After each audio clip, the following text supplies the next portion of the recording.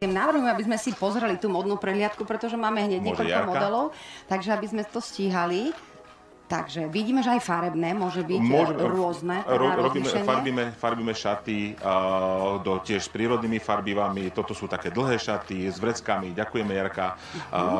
Dá sa to, teraz nech sa vypadá ako nejaké prasiatko, ale nepáchnú. Akože ten pod, skrátka, je to antibakteriálne, antiseptické, pre alergikov. Spávam v tom lane. Dlhé, krásne šaty, či už na lúku, na svadbu, doplnené koženým opaskom. A je tam zaujímavosť aj toho, že sa volia ako keby aj také voľné strihy. Ja by som povedala, že nič také celkom priliehavé, že jednoducho ten prírodný materiál si pýta takú tú voľnosť.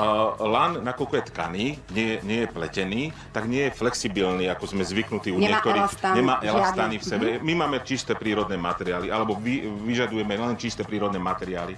A tieto materiály nie sú flexibilné. Čiže oni by mali byť trošičku voľné, ale čo je veľmi zaujímavé, aj keď to som si takisto všimol na sebe, že aj keď som trošku, že som sa viacej napapal, tak ten lan sa mi vedel prispôsobiť. On sa mi trošku povolí tam, kde sa má povoliť a on zostane stály tam, kde má zostať stály. Jarke, ďakujeme pekne.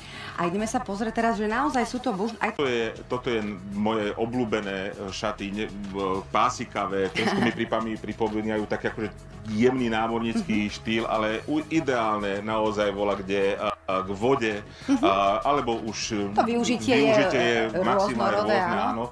A je kombinácia teraz týchto pásikov, lebo aj ten lan vie byť skrátka utkaný v rôznych farebných variáciách a tento sa nám veľmi páčil, tak sme skrátka vytvorili takýto nejaký model z toho. Ivan, a ja keď pozerám na to, je tam stále, teraz sa odborne, ale chcem, že je rovnaká tá gramáž tej látky, alebo môže byť tenší lan, hrubší lan, lebo keď si pamätám ja babinine plachty, tak to boli naozaj teda plachty, ktoré boli dosť hrubé a toto sa mi zdá teda v porovnaní s tým celkom tenké. Čiže tá gramáž je rozdielna? Ono to má takú... Ďakujeme pekne. Ďakujeme, Jarka. Ono to má takú svoju